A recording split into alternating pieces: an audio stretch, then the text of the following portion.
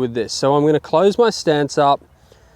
I might even put that ball back in my feet a little bit, starting at right of target, a lot of depth here. And I'm going to try and hit a big hook.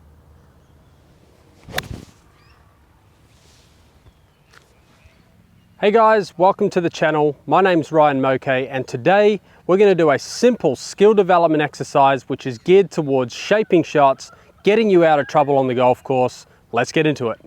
Now before we kick things off, as always, please like and subscribe to the channel for weekly content helping you with your game. And as always, if you need help with your game from a personal level, a one-to-one level, I am available on the Skillest app, where I can be in front of the camera just like this, helping you with your own tendencies in your game. I also have a 40-game performance practice ebook to help you out with your practice, give you more ideas about what games to play, so that you're not just standing there bashing ball after ball. Make practice interesting, benchmark yourself, and really understand if you're getting better at this game. Okay, let's get into today's video. So we're going to talk about a game that I use quite a lot with my students, which is a simple skill development game to teach you how to shape the golf ball. Now, while everyone has their own individual techniques, and sure, technique is absolutely important in the golf swing, I think it is very important to also develop skills for when you are in trouble situations on the golf course. So this simple way to train shot shaping is very easy. I have a yellow alignment stick out there in front of me, and what I'm going to try and do is hit 5 different golf shots for you today. One starting way right and hooking, one starting way left and slicing, one starting just to the right and drawing, one starting just to the left and fading, and ideally I want to try and hit that alignment stick with a dead straight shot to finish. Now, it's so important to be able to learn this because when you're on the golf course, there are times where you get your drives into wrong spots and you need to play a certain shot. You need to play a big hook, or you need to play a big fade, or you need to keep it low under trees. Don't discount the fact that you don't need these in your games. You absolutely do. And what I find with the best players, the elite players, the professional players compared to amateurs, is that they can all play these shots and get themselves out of trouble, saving par or making a birdie. So let's get stuck in about how to hit these shots.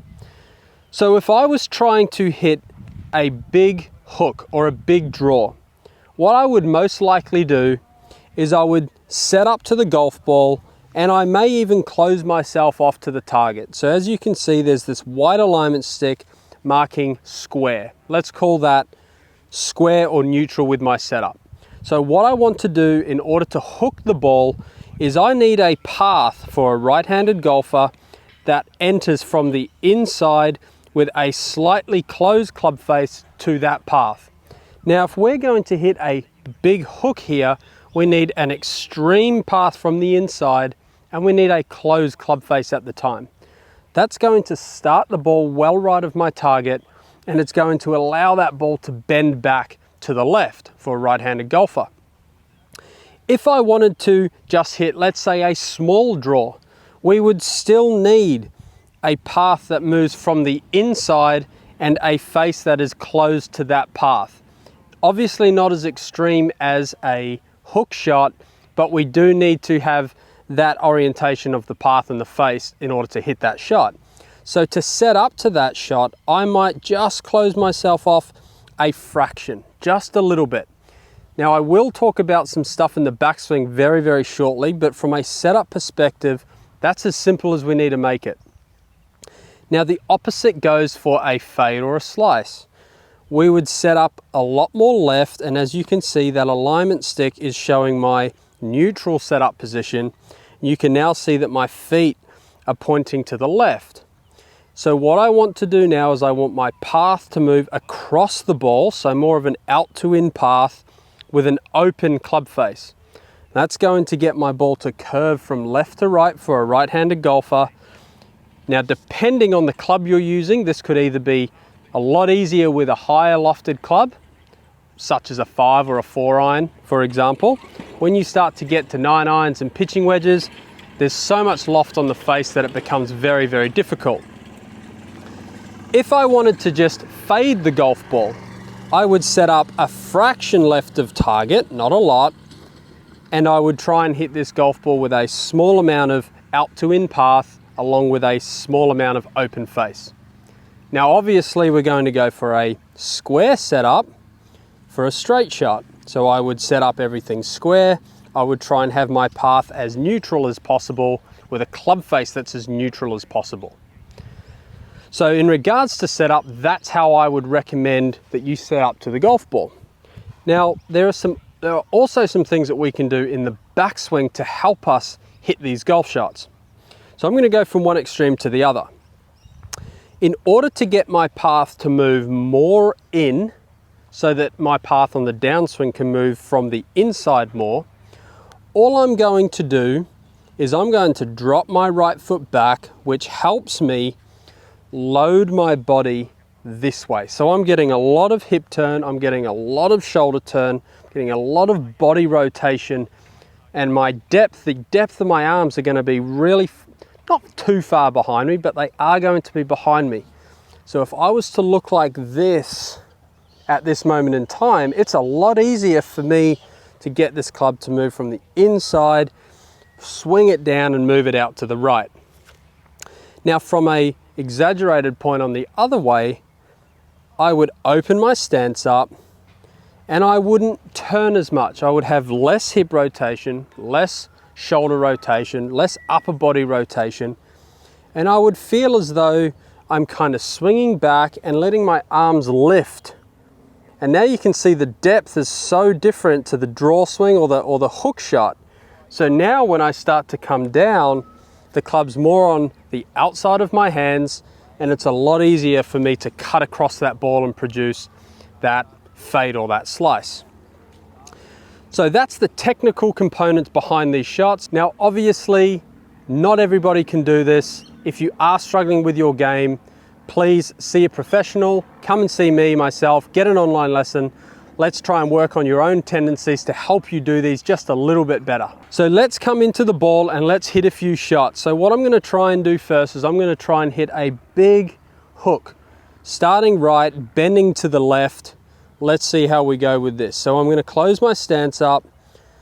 I might even put that ball back in my feet a little bit, starting at right of target, a lot of depth here. I'm going to try and hit a big hook.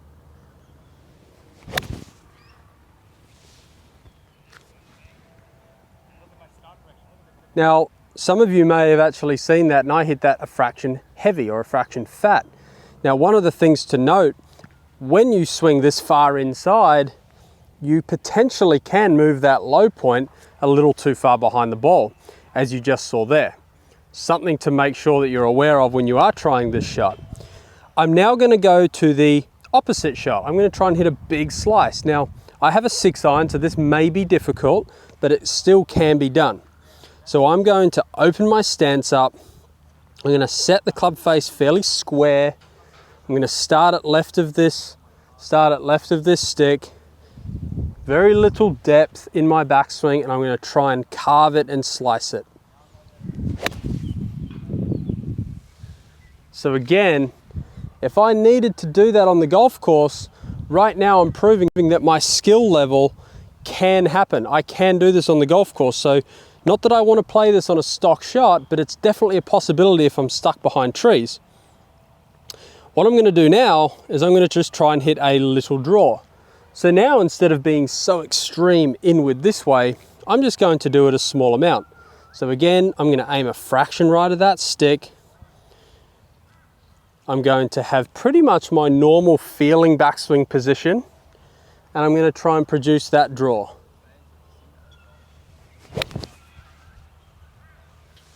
And that was pretty good.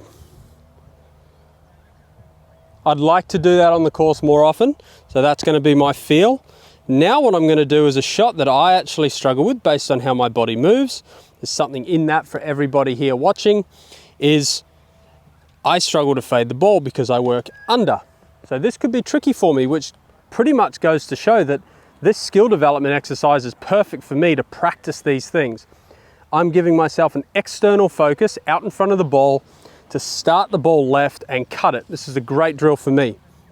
So again, I'm going to start it a fraction left, so I'm opening myself up a little bit.